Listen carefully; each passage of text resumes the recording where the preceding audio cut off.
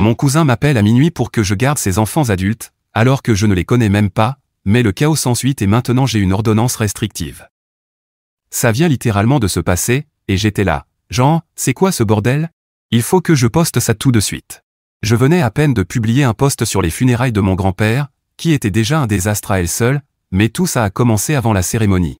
Je vis dans un autre état que la majorité de ma famille.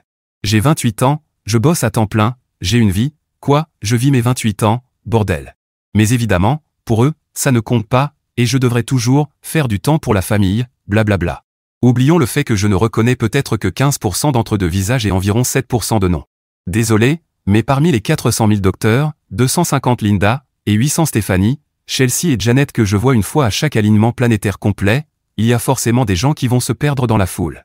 Évidemment, je prends du temps pour mes parents, ma grand-mère et mes frères et sœurs quand on est tous disponibles. Je suis la plus jeune de 3, et même si mon boulot est plutôt bien, c'est clairement le plus flexible comparé au leur, surtout pour les gens que je vois régulièrement. Bref, revenons aux funérailles. Pendant la réunion avant la cérémonie, je me faisais bombarder de « Tu te souviens de moi, tu sais qui je suis, ça fait si longtemps ». J'ai répondu oui, oui et oui, juste pour éviter les prises de tête. Et là, au milieu de tout ça, une cousine débarque. Je n'ai absolument aucun souvenir d'elle, mais apparemment, elle parle souvent avec ma mère. Elle vient me présenter ses enfants. On échange quelques banalités, ils ont l'air ravis de me rencontrer. Puis leur mère me dit qu'ils mouraient d'envie de me connaître. Dans ma tête, mais c'est quoi ce délire? Mais je laisse passer, j'ai pas la tête à ça. Ma cousine me dit que ses enfants ont à peu près mon âge et qu'ils vivent aussi dans mon état, à environ 40 minutes de chez moi. Oh, chouette. J'en ai rien à faire. Elle propose qu'on fasse une petite rencontre plus tard dans l'année et dit qu'elle en parlera à ma mère. Ce que j'ai compris comme « parfait, j'ai pas besoin de m'en soucier ». Avance rapide jusqu'à il y a environ 45 minutes. Il est presque minuit. Je reçois un appel d'un numéro enregistré dans la ville où vit la majorité de ma famille. Et pas n'importe quelle ville, un endroit bien précis, trop précis pour que ce soit du spam. Évidemment, je panique un peu. Ma grand-mère est âgée, et seulement de quelques années plus jeune que mon défunt grand-père, donc appelez-moi parano, mais je décroche. Salut Hope, c'est ta cousine, comment tu vas? Je réponds bonjour, mais je n'ai pas la moindre idée de qui c'est. Qu'est-ce qu'il y a? Tout va bien? Elle me dit oui, visiblement surprise par ma question, tout va bien. Je voulais juste savoir quand tu serais disponible pour un déjeuner ce week-end avec mes enfants. Quand j'ai enfin compris de qui il s'agissait, j'ai eu l'impression d'être ce même avec les équations qui flottent autour du visage, parce qu'il n'y a aucune raison qu'une femme m'appelle à presque minuit pour planifier un fichu rendez-vous familial. Je dis, pardon? Elle, tu te souviens, aux funérailles? On avait parlé que tu pourrais rencontrer mes enfants un de ces jours. Ma fille est transférée à l'université de ta ville pour sa 3e année, et mon fils postule aussi, alors ils vont faire une visite samedi matin. Je pensais que tu pourrais les rencontrer après et les emmener déjeuner quelque part. Fais juste attention à choisir un endroit sans alcool, parce que mon fils n'a que 18 ans. Moi, quoi? Je me souvenais qu'elle avait dit qu'ils avaient à peu près mon âge, mais son fils ne peut même pas boire? Ensuite, elle commence à me raconter que sa fille ne peut pas non plus boire sans elle ou son mari, parce qu'elle a 22 ans et ne connaît pas la modération. Désolé, mais sur quelle planète une personne de 28 presque 29 ans est censée parler à des jeunes de 18 et 22 ans pour leur dire de ne pas se droguer, de se concentrer sur leurs études et de ne pas mettre quelqu'un enceinte? Surtout quand je ne les connais même pas. Avant même de m'en rendre compte, j'ai éclaté de rire au téléphone, en reniflant et gloussant comme une idiote, ce que ma cousine n'a pas du tout apprécié. J'ai pas bien entendu ce qu'elle disait pendant mon fou rire, mais j'ai répondu « Ouais, je crois pas. Je bosse en double samedi, donc je finis pas avant 20h. Elle, je vois pas ce qu'il y a de drôle dans ce que j'ai dit, tu pourrais très bien faire un dîner. 20h, c'est pas si tard. » À ce stade, ma patience était morte. Madame, je travaille à 40 minutes d'ici et ce n'est pas Star Trek. Je ne vais pas me téléporter chez moi à 21h, et j'ai pas envie de jouer les babysitter après un service de 11h. Je peux recommander des endroits où ils peuvent aller eux-mêmes, mais c'est une ville universitaire, tu trouveras difficilement un resto sans alcool, même s'il y a d'autres boissons. Elle, excuse-moi. Ta mère ne t'a pas élevé à être aussi impoli, surtout avec la famille. Moi, ma chère, je ne te connais pas. Si tu m'appelles à minuit pour planifier une sortie avec tes enfants, qui ne sont pas de mon âge, c'est pas mon problème. Tes enfants sont des jeunes adultes, moi je paie mon assurance santé. On n'est pas du même monde. Ne me rappelle plus jamais. J'ai raccroché et éclaté de rire avec mon fiancé, réveillé par tout ce cirque. Je ne saurai pas le fin mot de l'histoire avant demain, mais une petite part de moi espère qu'elle a réveillé ma mère pour se plaindre, et que ma mère l'a incendiée pour l'avoir appelée à une heure pareille. Mais je sais que ma mère va me dire que j'aurais pu être plus poli, ce qui, honnêtement, me fait rire, parce que j'ai réussi à ne pas lâcher un seul gros mot pendant tout l'appel. Peut-être que c'est juste ma tolérance zéro pour les conneries qui parlent. Mise à jour 1. Pour ceux qui ont vu le post original et veulent savoir comment cette galère s'est terminée, je viens juste de rentrer du boulot, donc je peux enfin raconter. Apparemment, j'ai porté la poisse en plaisantant sur le fait que ma cousine appellerait ma mère pour se plaindre, parce que c'est exactement ce qu'elle a fait. Elle a réveillé ma pauvre mère, qui bosse, juste pour médire sur moi. Alors, ma mère est une crème, du moins avec moi, mais je l'ai déjà vue découper les gens verbalement comme une tronçonneuse en fuite. Elle ne me trompe pas avec son petit air de marraine la bonne fée. Tink, sa vieille amie, peut être une sorcière d'une mesquinerie rare. Elle ne m'a pas dit exactement ce qu'elle a dit à ma cousine, mais elle m'a confié qu'elle avait eu quelques mots, ce qui, dans son langage, veut dire « j'ai lâché une avalanche d'insultes et j'ai raccroché après une phrase ». Après son café, elle a rappelé ma cousine pour avoir tous les détails, puis elle m'a appelé. Je savais qu'elle essayait de rester sérieuse parce que la première chose qu'elle m'a demandé, c'était « tu as vraiment fait une référence à Star Trek pendant ta conversation avec ta cousine pour expliquer pourquoi tu pouvais pas dîner avec ses enfants ?» Oui, parce qu'elle parlait comme si j'avais un téléporteur dans la poche, alors que j'ai juste une voiture, et que j'aime brûler de l'essence, apparemment. Je l'entendais se retenir de rire à l'autre bout. Je crois pas qu'elle comprenne ton sens de l'humour, chérie, sans blague, vu qu'on se connaît pas. Et là, elle n'a pas pu se retenir, elle a éclaté de rire si fort que mon père a entendu depuis une autre pièce et s'est mis à rire aussi. Autant elle voulait, autant elle ne pouvait pas encore me demander de m'excuser. Elle m'a juste dit d'attendre que ma cousine se calme un peu, mais qu'elle me tiendrait au courant. Et voici la partie qui m'a presque fait planter la voiture, j'étais en route pour le travail, je sais que ce qu'elle a fait est ridicule, mais crois-tu que c'était approprié de rire d'elle ? Je ne vais pas répéter exactement ce qu'elle a dit, mais apparemment, ma mère a inventé un nouveau surnom contenant le mot en N quand ma cousine l'a réveillée ce matin. Détendez-vous, on est noir. En toute ma vie, je ne l'avais jamais entendu dire un truc pareil, et je suis choqué qu'elle ait pu redescendre de ce niveau de rage pour rappeler cette femme ensuite avec un ton normal. Autant dire que je ne suis plus la personne à craindre désormais. À côté de ma mère fatiguée, je suis un panier de chatons. Mise à jour 2. Bon, les amis, j'ai enfin le temps de m'asseoir et d'écrire. Ce sera ma dernière mise à jour sur ma cousine, parce que j'en ai officiellement marre de ce raton laveur de l'enfer, c'est ainsi que je vais l'appeler désormais, c'est même son nouveau nom dans mes contacts. Si vous pensiez que son culot et son sentiment d'avoir droit à tout ne pouvaient pas être surpassés, préparez-vous à avoir tort. Et si vous pensiez que c'était possible, alors je suis une sacrée idiote. Bref. Comme j'étais en congé ce jour-là, j'ai décidé de travailler sur une nouvelle recette de bière que j'avais imaginée, alors j'étais à la cuisinière avec ma marmite de brassage. Pour contextualiser, lorsqu'on brasse à la maison, la première chose qu'on prépare, c'est le mou, en gros, de l'eau sucrée. On le fait en faisant bouillir des grains dans une marmite, puis en la retirant du feu pour y ajouter des extraits de malt, qu'il faut remuer jusqu'à dissolution avant de remettre le mélange à bouillir. Ensuite, on ajoute le houblon pour l'amertume et la saveur. Mes bières sont un peu plus compliquées, car j'utilise des ingrédients que je cultive moi-même dans la première ébullition. Pour cette raison, je fais très attention à ne rien gaspiller, car ces ingrédients prennent beaucoup de temps à pousser. Et ça aura son importance plus tard. J'étais donc en train de faire ma petite tambouille tranquille quand j'ai reçu un appel de raton enragé, oui, c'est ainsi que je vais désormais l'appeler. J'ai hésité à la laisser tomber sur la messagerie, mais la curiosité a gagné et j'ai décroché. Allô, salut, c'est raton enragé. Ah, salut, ça va, eh bien, je voulais juste m'excuser pour l'autre jour, je n'ai même pas pensé à l'heure qu'il était. J'ai l'habitude de discuter tard avec quelqu'un, alors je t'ai appelé sans réfléchir. Oui, je comprends, pas de souci. Intérieurement, je bouillonnais, écoute, je sais qu'on est mal parti, mais j'espérais que tu reconsidères l'idée de passer du temps avec mes enfants, puisqu'ils ne connaissent encore personne dans ta ville. Je comprends que tu sois réticente parce que vous ne vous connaissez pas, je comprends. Je veux juste qu'ils aient quelqu'un de présent avec qui ils se sentent à l'aise. Comme je l'ai déjà dit, je trouve ça tout à fait raisonnable, c'est leur mère, et elle essaie sans doute d'éviter que la fac soit trop dure pour eux. Personnellement, je détestais aller en cours et côtoyer des inconnus, donc j'avais pris des cours en ligne et je restais à la maison. Je comprenais tout à fait son point de vue, et je le lui ai dit.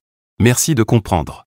Maintenant, ta mère m'a dit qu'il fallait planifier les choses à l'avance à cause de ton travail, donc je pensais à Thanksgiving ou à Noël, puisqu'on sera tous réunis de toute façon. Oui, bien sûr, si on est tous au même endroit, pourquoi pas, super, merci beaucoup, ils vont être ravis, parfait, ça marche. Bruit de la marmite remise sur le feu, tu es en train de cuisiner, oui, ah, tu sais cuisiner? Qu'est-ce que tu fais? Je prépare du mou pour une nouvelle recette que je teste. Du mou, c'est quoi? C'est la base sucrée de la bière. Pardon, tu as dit, bière? Oui. Tu fais de la bière? Oui. Oh, ta mère est au courant que tu fais ça? Elle sait que je brasse, donc oui, je suppose qu'elle le sait. Oh. Silence gêné, tu m'as bien entendu dire bière et pas cocaïne, hein? Tu crois aussi que je sais faire ça? Non, j'ai demandé parce que tu réagis comme si je cuisinais de la meth ou je ne sais quoi. Je veux juste dire que ça pourrait avoir une mauvaise influence sur les enfants, alors évite d'en parler quand vous sortirez ensemble, d'accord? Je sais que mon métier passion ne plaît pas forcément aux familles très traditionnelles, mais je mentirais si je disais que je n'étais pas un peu vexé par la façon dont elle a réagi à quelque chose qui me passionne autant.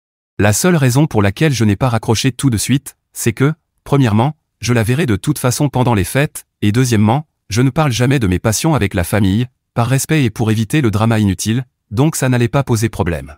J'ai levé les yeux au ciel et j'ai acquiescé. Parfait. Bon, dernière chose, je sais qu'il y a beaucoup de logements étudiants et d'appartements pas chers dans le coin, alors je voulais te demander lesquels on devrait regarder, qui soient proches de l'université et de chez toi aussi. C'est là que les choses se sont corsées, et je dois avouer, ça m'a fait un peu sourire. Eh bien, mon appartement est à environ 5-10 minutes à pied de la fac, et le loyer est plutôt raisonnable pour un 2 pièces. C'est génial, il pourrait être voisin, oui, sauf que, justement, on ne sera plus là, parce qu'on déménage dans la ville où je travaille, à presque 65 km d'ici, avant le nouvel an. D'accord, je ne comprends pas, tu veux dire que tu ne pourras pas les voir? Imaginez la tête de Britney Spears incrédule, pas vraiment. On déménage pour être plus proche du travail et réduire le trajet, mais tu fais déjà ça tout le temps, donc je ne vois pas pourquoi tu ne pourrais pas le faire 1 ou 2 fois par semaine pour aller les voir. Oui, ce serait super contraignant pour moi, je ne pense pas que ce soit faisable. C'est contraignant de passer quelques heures avec ta famille. Tu conduis bien plus loin pour aller voir tes parents, non? Oui, mais c'est à cause du trafic. Donc, si tu es encore plus loin, tu continueras quand même à aller les voir, alors je ne vois pas ce qu'il y a de contraignant à faire la moitié du chemin pour passer du temps avec tes cousins. Surtout les jours comme aujourd'hui, où tout ce que tu fais, c'est de l'alcool, au lieu de passer du temps en famille. J'ai l'impression que tes priorités sont un peu à l'envers. À ce moment-là, toute politesse a volé en éclats, et mon cerveau est parti en roue libre. Pardon, tu viens de comparer l'importance de tes enfants, à qui j'ai dit exactement un mot en 28 ans, à celle de mes propres parents. D'abord, chérie, je ne sais pas à qui tu crois parler. T'es qui, déjà? Qu'est-ce que je te dois? Quelle partie de mon temps te revient? Quelle place tu as dans ma vie? Qu'est-ce que je perdrais si je ne te connaissais pas? Ah oui, rien, puisque je ne te connais pas. Et je m'en fiche que tu décides d'emménager dans mon grenier, d'ailleurs, j'en ai pas, mais j'irai voir mes parents et je leur apporterai tout l'alcool maison que je veux bien avant même de me souvenir de ton fichu prénom. Et va te faire voir, parce que grâce à toi, mon mou a débordé, et maintenant ma cuvée est foutue. La dernière partie, c'était sous le coup de la colère, mais j'ai failli m'écrouler de rire en entendant mon fiancé éclater de rire dans l'autre pièce. Plus tard, il m'a dit que ça ressemblait au cri d'une Powerpuff Girl furieuse. Après ça, je ne me souviens même plus si elle a répondu quoi que ce soit, parce que j'étais occupé à nettoyer le désordre collant de mon mélange raté sur la cuisinière et le sol avant que mon chat n'y mette la patte, et tout ce que j'ai réussi à articuler entre mes dents, pleine de rage, c'était un furieux. On se voit à Thanksgiving, avant de raccrocher. Je n'ai plus eu de nouvelles de personne, mais vu à quel point cet éclat de colère était inhabituel chez moi, je suis sûr à 120% que personne n'osera en parler. C'est rare que je me mette vraiment en colère, donc quand ça arrive, mes parents s'assurent que je vais bien et bloquent toute personne qui tenterait d'en reparler. Mon fiancé est venu m'aider à nettoyer, et bravo à lui d'avoir réussi à me faire rire en imitant le son que j'ai fait en voyant la marmite déborder. Je lui ai demandé en plaisantant s'il pensait que j'allais avoir des ennuis pour ce que j'avais dit, et il m'a répondu que je l'avais assez effrayé pour la renvoyer se terrer dans sa décharge pour un bon moment. J'espère que vous avez apprécié ce désastre total que je viens de vous raconter et que votre Thanksgiving sera aussi intéressant que le mien promet de l'être cette année. Mise à jour 3. Pour tous ceux qui étaient à fond dans ce drame familial et attendaient cette dernière mise à jour, je ne vous ai pas oublié. C'est la première fois depuis Thanksgiving que je n'ai absolument rien à faire. Ce sera la dernière mise à jour de ce grand 8 du chaos, donc merci à tous ceux qui ont pris le temps de lire, et je suis ravi d'avoir pu vous divertir. Maintenant, le moment que vous attendiez tous. Je sais que la plupart d'entre vous pensaient que le dîner de famille serait un véritable cirque médiatique, et moi aussi. Mais la déesse du chaos a décidé d'être ma meilleure amie cette année et de rendre les fêtes parfaites pour moi. Thanksgiving en famille a été annulé. Mes parents sont allés rendre visite à mon frère, ma grand-mère a décidé de rester chez elle en mémoire de mon grand-père, et mon fiancé et moi devions travailler le Black Friday, donc nous avons passé Thanksgiving à la maison, en paix. On a eu un repas délicieux, des boissons exquises préparées par moi, des pyjamas confortables et un marathon de films d'horreur. C'était absolument parfait, et je savourais ça comme un gros chat dans une usine de thon en boîte. Puis mon téléphone a sonné. C'était un numéro inconnu, alors j'ai ignoré. Le coup de fil est allé sur la messagerie. J'étais en mode vacances, donc ça pouvait attendre. Quelques minutes plus tard, un autre appel, même numéro. Puis encore un autre, et encore un autre. À ce stade, j'étais prête à tracer un cercle de sel autour de mon téléphone comme si ça pouvait éloigner un démon du télémarketing. Puis mon fiancé, l'esprit rationnel qu'il est, m'a suggéré d'écouter le message vocal que j'avais oublié. J'ai mis le haut-parleur. Bonjour, c'est la propriétaire. J'utilise mon téléphone personnel puisque le bureau est fermé. Je suis désolé d'interrompre vos fêtes, mais j'ai besoin que vous me rappeliez dès que possible. À ce moment-là, J'avais déjà manqué environ 8 appels de cette femme, donc j'ai paniqué et je l'ai rappelé. Et vous vous demandez sûrement où Raton enragé intervient dans tout ça. Oh, mes amis, ça va être un cadeau de Noël avant l'heure. Maintenant que j'écris ceci plusieurs jours plus tard, je ne me souviens pas de chaque mot pour mot, mais je peux m'en approcher. Je me souviens de ce que j'ai dit, et ma propriétaire n'a pas été très professionnelle pendant l'appel, sans rancune, moi aussi j'aurais été furieuse, donc je pense pouvoir transmettre l'essentiel. J'ai appelé ma propriétaire. Allô ? Son ton faisait penser à quelqu'un qui vient de trouver une dinde entière dans les toilettes. Bonjour, je suis désolé, je ne savais pas que c'était vous et j'étais. Chérie, je comprends. Tu profitais de ton jour férié comme tout le monde, pas de souci, d'accord, petit rire nerveux. Alors, qu'est-ce qui se passe? Est-ce que tu connais une femme appelée Raton enragé? Et, ami, le fait que je ne connaissais toujours pas son vrai nom m'a fait répondre, non, ça ne me dit rien. Pourquoi? Eh bien, elle dit te connaître, et elle rend la vie infernale à notre agent de sécurité depuis 1h30 parce qu'elle prétend que tu as invité ses enfants et qu'elle n'arrive pas à te joindre. Dis-moi que cette femme n'a pas pris le « on se voit à Thanksgiving » que j'ai lancé à la fin de notre dernière conversation comme une invitation à venir chez moi. À ce moment-là, je ne faisais toujours pas le lien, parce qu'il s'était écoulé un mois depuis ma dernière interaction avec cet être humain.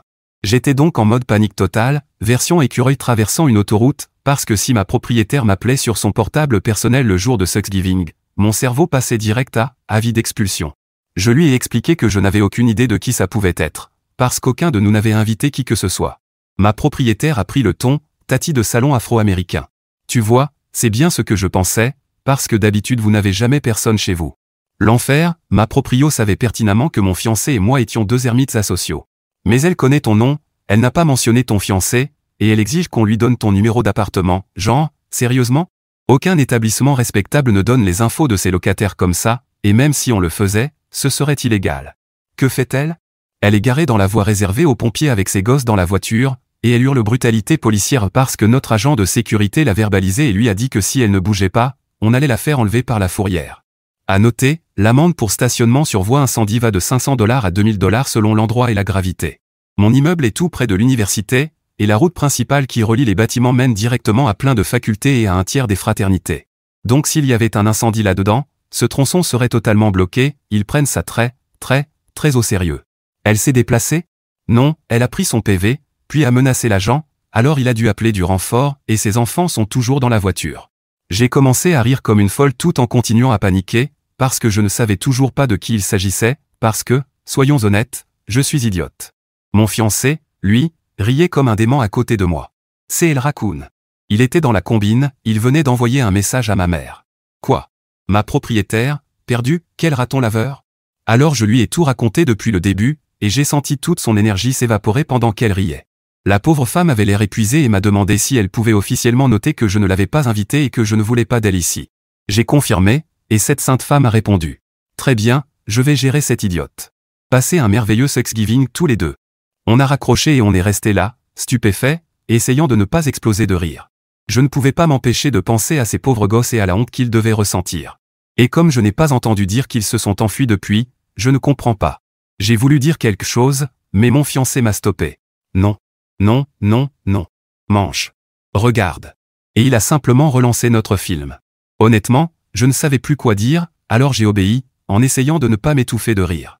Plus tard, j'ai appris par ma mère que El Raccoon l'avait contacté et avait piqué la crise du siècle, parce que j'aurais soi-disant menti sur le fait de passer Thanksgiving avec ses enfants, dans un appel où je l'avais littéralement insulté, et que ça lui avait valu une amende de $2000 infligée par l'agent, sur ordre de la propriétaire.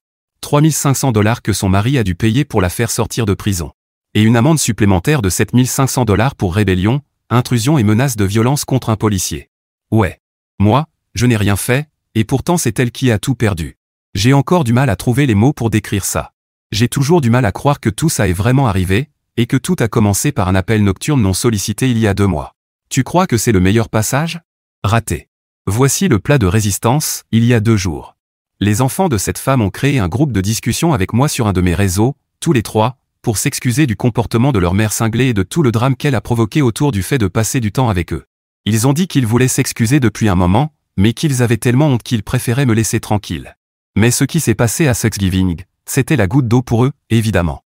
Le fait que, au lieu de passer Thanksgiving entourés de leurs proches, à profiter d'un bon repas et d'une journée de détente, ces pauvres gamins aient passé la majeure partie de la journée dans un show de pure folie causé par leur mère délirante, coincée dans une voiture sur un parking au hasard, puis au poste de police pendant on ne sait combien d'heures, jusqu'à ce que leur père vienne les chercher, en sachant que leur mère passerait la nuit en prison, et que l'affaire libérée a probablement ruiné la moitié de leur budget de Noël. Tout ce que j'ai pu répondre, c'est « Il y a une super pizzeria au coin de la rue. Je ne connais pas vos emplois du temps, mais je suis libre vendredi prochain, et la pizza est pour moi. » Résultat, j'ai une ordonnance restrictive et un rendez-vous pizza ce week-end. Un combo parfait, non? J'espère que tu as pris autant de plaisir à lire ça que moi à l'écrire. Toute cette histoire a été un tourbillon de chaos monumental, et je suis ravi de t'avoir embarqué dans ce manège. J'espère que tu as passé un Thanksgiving merveilleux, plein d'amour, de nourriture, de jogging pants et sans flic, sauf si tu en es un. Petite mise à jour au sujet des funérailles. Mes parents ont toujours été incroyablement soutenants et ont tout fait pour m'encourager à améliorer mes compétences. Malheureusement, en grandissant, j'ai réalisé que mon domaine de spécialisation artistique devenait obsolète et qu'il serait bien plus difficile d'en vivre sans m'y consacrer entièrement. J'aime toujours créer et enseigner la musique, mais aujourd'hui à une échelle bien plus réduite. Pendant mes années d'université, j'ai soudain développé un intérêt pour le thé. J'ai travaillé dans une boutique de thé et je suis devenu obsédé par tout ce qui s'y rapportait, la meilleure façon de le préparer, les différents types, leurs bienfaits. Bref, j'ai aujourd'hui une encyclopédie mentale sur le sujet. Cet intérêt s'est naturellement étendu au café, puis à l'étape suivante logique, l'alcool. J'ai goûté au jagé pour la première fois à 17 ans parce que, c'était trop cool, évidemment. Même si j'étais mineur, la première impression des gens était « Oh, elle fait juste sa rebelle », mais en réalité, j'étais fasciné par les effets, pas dans le sens de vouloir être ivre, mais dans le même esprit que ma fascination pour le thé et le café. En grandissant, j'ai approfondi ma connaissance du monde de l'alcool, tests, comparaisons, études des propriétés gustatives, des types de distillation, des styles, etc. Je me suis passionné pour la mixologie, j'ai commencé à travailler dans une brasserie, où je goûtais souvent différentes boissons pendant mes services, et je me suis bâti une petite réputation parmi les brasseurs locaux. Finalement, j'ai décidé de travailler à l'ouverture de mon propre établissement. Au début, mes parents étaient inquiets, sachant que j'avais traversé une période de dépression, et craignant que je sois une alcoolique en quête de justification. Mais ils ont changé d'avis dès que je leur ai expliqué que ce ne serait pas un bar classique, mais une brasserie-distillerie avec option café et thé, le tout à base d'ingrédients cultivés et élaborés par moi-même. Je leur ai même fait goûter quelques bières maison et ils ont adoré. Ils étaient super fiers. Ma mère a commencé à m'appeler « l'enthousiaste des boissons » et avait hâte de s'en vanter auprès du reste de la famille. Mais quand j'ai annoncé à toute la famille mon projet d'ouvrir mon propre lieu, le mot « paniquer » ne suffit pas. C'était comme si je leur avais dit que j'allais rejoindre la mafia. La seule chose que j'entendais dans ma tête, c'était Mulan criant « déshonneur ». Ils m'ont envoyé des articles passifs-agressifs sur l'alcoolisme et la dépendance, ainsi que des enregistrements de musique, inspirants, et des messages du style « Noël approche » ou « Quelqu'un a bientôt son anniversaire ». Mes publications sur les réseaux sociaux recevaient des réactions en colère et des commentaires passifs-agressifs du type « Tu savais que beaucoup de bars proposent des concerts? C'est juste une idée comme ça. » Naturellement, j'en ai eu plein le dos et j'ai modifié mes paramètres de confidentialité pour qu'ils ne puissent plus rien voir ni commenter. Il y a quelque temps, environ 1 mois et demi, mon grand-père est décédé. Il a toujours été une grande source d'inspiration pour moi, m'encourageant à suivre mes rêves et à faire ce que j'aime vraiment dans la vie, peu importe ce que les autres en pensent ou attendent de moi. Je l'aimais énormément. Ma famille est très nombreuse, donc des gens sont venus de tout le pays. Les funérailles ont été très dures pour moi. J'étais en larmes, incapable de me contenir, tandis que ma mère a prononcé l'éloge funèbre comme une vraie professionnelle. Puis est venu le moment de la prière finale avant la fin de la cérémonie. J'ai baissé la tête, le pasteur parlait, et il m'a fallu 1 minute pour réaliser qu'on venait soudainement de m'appeler à jouer et chanter la version d'Aretha Franklin hissée à Little Prayer au piano de l'église, pendant la prière. C'était comme, quoi. Dans ma tête, avant même d'ouvrir les yeux, j'ai senti que toute l'église me regardait, sauf mes parents, ma grand-mère en deuil, mon fiancé et ma tante avec ses petits-enfants, qui se regardaient entre eux comme pour dire « Mais qu'est-ce que c'est que ça ?» Ma mère et ma tante avaient rédigé le programme, et quand ma mère m'avait demandé si je voulais dire quelques mots pendant la cérémonie, j'avais répondu non, parce que je ne pensais pas pouvoir rester assez calme, et elle l'avait parfaitement compris et même anticipé. Donc il était hors de question qu'elle ait organisé quelque chose comme ça dans mon dos. Mes grands-parents avaient l'habitude de danser et chanter cette chanson ensemble, tout le monde le savait, et je l'ai toujours adorée grâce à eux. Alors avec ma douce grand-mère effondrée, sanglotant de douleur, je ne pouvais pas dire non. J'ai joué et chanté du mieux que j'ai pu, à travers mes larmes et ma colère. Je sentais la vapeur sortir de mes parents, assis au premier rang. Ils étaient tellement furieux qu'ils n'ont même pas pu apprécier ma prestation, ce qui les a encore plus agacés. Après la cérémonie, tout le monde est venu me féliciter. Leurs compliments étaient gâchés par la situation dans laquelle on m'avait forcé. Ma grand-mère m'a serré dans ses bras, un câlin déchirant, et m'a remercié, ce qui m'a encore plus mise en colère, car ils avaient exploité sa peine pour me manipuler et me pousser à jouer. Tout a éclaté après l'enterrement, quand mon père a dit qu'il en avait assez de tout ça et qu'il allait partir avec mon oncle, son frère, qui était aussi venu. En général, cela voulait dire qu'ils allaient boire un verre. Mon fiancé et moi avons décidé d'y aller avec eux, ma grand-mère était d'accord, et nous nous préparions à partir quand l'un des pasteurs, le frère de ma grand-mère et mon oncle, qui n'est pas un grand fan de mon père, m'a prise à part pour discuter. Avec le recul, je réalise maintenant que j'étais très émotive à ce moment-là, donc c'est peut-être là que j'ai eu tort. Mon oncle m'a demandé comment j'allais, comment allait le travail, de la simple conversation, puis il m'a demandé si j'étais retourné à l'église. J'ai répondu que je travaillais le dimanche matin, car c'est à ce moment-là que je gagnais le plus d'argent. Il m'a demandé si je ne gagnais pas assez les autres jours, si, bien sûr, mais le dimanche est un jour de brunch très lucratif. Il a alors dit, aucun montant d'argent gagné dans un bar ne vaut plus que l'amour et la volonté de Dieu. Il t'a béni avec des dons créatifs, tes mains, et tu veux les gaspiller dans l'alcool? Ton grand-père ne t'a pas élevé comme ça. J'ai répondu, tu as raison. Il m'a élevé à être une bonne personne, à toujours faire ce qu'il faut, et à utiliser mes dons créatifs pour ce qui me rend heureuse. De la même façon que ta mère a élevé ma grand-mère et vous tous à faire pareil. Donc je parie qu'elle est très fière des 400 petits-enfants que tu lui as donnés, vu que tu as décidé d'utiliser ton don créatif pour partager l'amour de Dieu avec toutes les femmes de l'État qui n'étaient pas ta femme. C'est à ce moment-là que j'ai vraiment entendu ce que je venais de dire, et donc un simple au revoir familial aurait été extrêmement gênant. J'ai dit quelque chose comme « Bon, mon père m'attend, alors je vais y aller », et je l'ai laissé planter là, dans le parking, avec ses chaussures ridicules. Même pas un jour plus tard, mon téléphone a explosé de messages familiaux me disant que je devrais m'excuser auprès de mon oncle pour ce que j'avais dit et que je devrais quitter mon travail parce qu'il faisait de moi une personne laide, et que Dieu n'aimait pas la laideur. À ce stade, j'étais à bout. Mon grand-père venait juste de mourir, et j'en avais assez de toutes ces idioties. J'ai donc fait une publication publique en réglant mes paramètres pour que toute ma famille puisse la voir. J'y ai dit que si quelqu'un voulait manipuler ma vie et m'accuser d'être une pécheresse, une alcoolique, etc., qu'il s'adresse directement à Dieu, parce que je n'étais plus disponible et je les ai tous bloqués, partout.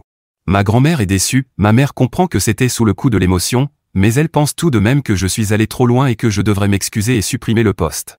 Mon père, évidemment, trouve ça hilarant et justifié, ce qui a causé une petite dispute entre eux. Mon père et moi avons la même langue bien pendue, et on ne peut pas dire que cela ne nous ait jamais causé des ennuis. Je reconnais que dans un autre contexte ou un autre moment, j'aurais sans doute ri et simplement quitté la conversation au lieu de planter un couteau verbal dans mon oncle.